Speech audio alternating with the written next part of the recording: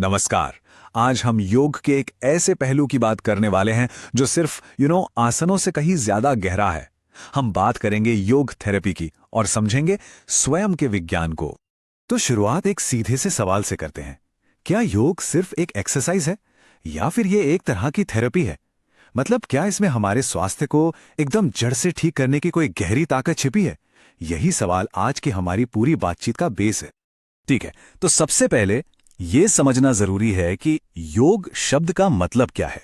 ये शब्द संस्कृत के युज से निकला है, जिसका मतलब होता है जुड़ना या एक होना।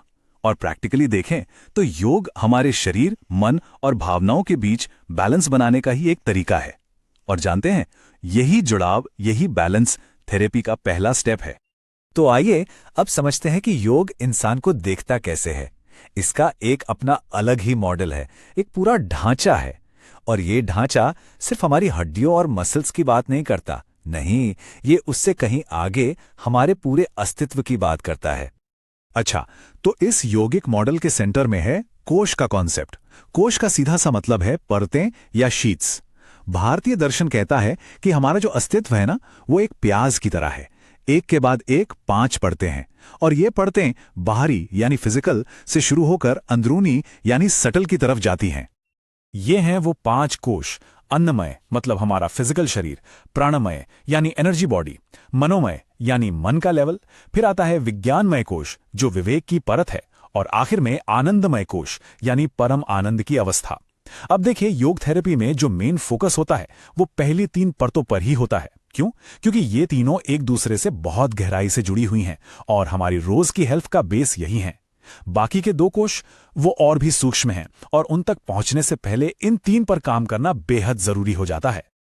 तो चलिए, ये जो अंदर की तरफ की यात्रा है, इसे शुरू करते हैं। और शुरुआत करेंगे सबसे बाहरी और सबसे जानी पहचानी परत से, अन्नमय कोश यानी हमारा फिजिकल बॉडी। ये वो कोश है जो भोजन से बनता है और उसी से मेंटेन होता है। अब यहां पर एक बहुत ही इंटरेस्टिंग बात है। हमारे शरीर में जो भी बीमारी या लक्षण दिखते हैं ना, वो असल में किसी गहरी परत में चल रही गड़बड़ी का नतीजा हो सकते हैं।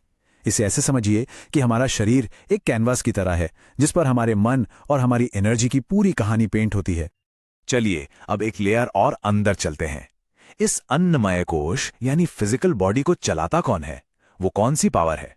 वो है प्राणमय कोश यानी हमारे शरीर की लाइफ फोर्स, जीवन शक्ति। प्राण को समझना थोड़ा मुश्किल हो सकता है, पर ये जो एनालॉजी है ना, ये कमाल की है। जरा सोचिए, एक घर है जिसमें बढ़िया वायरिंग है, बल्ब लगे हैं, पंखे हैं, सब कुछ है, लेकिन अगर बिजली ही ना हो तो सब बेकार है, राइट? प्राण हमारे शरीर के लिए बिल्कुल वही बिजली है। दिखता नहीं है, पर इसके बिना शरीर का एक भी हिस्सा काम नहीं कर सकता। और देखिए, ये सिर्फ कोई हवाई बात नहीं है। योगिक फिजियोलॉजी ने इस एनर्जी को बाकायदा मैप किया है, बिल्कुल वैसे ही जैसे मॉडर्न साइंस ब्लड वेसल्स को मैप करता है। ये जो तस्वीर है, ये प्राणिक शरीर की है। इसमें 5 मेन प्राण दिखाए गए हैं जो शरीर के अलग अलग फंक्शंस को कंट्रोल करते हैं। तो सवाल है, ये प्राणिक एनर्जी करती क्या है?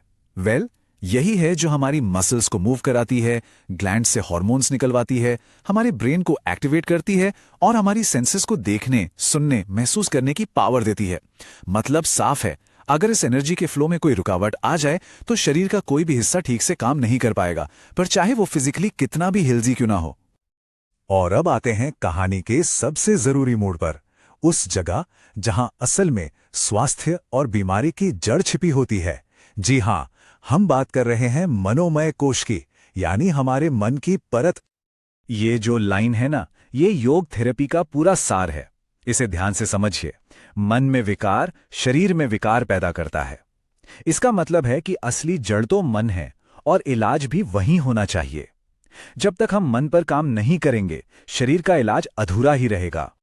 भगवत गीता का ये श्लोक देखिए, कितनी सटीक बात कहता है।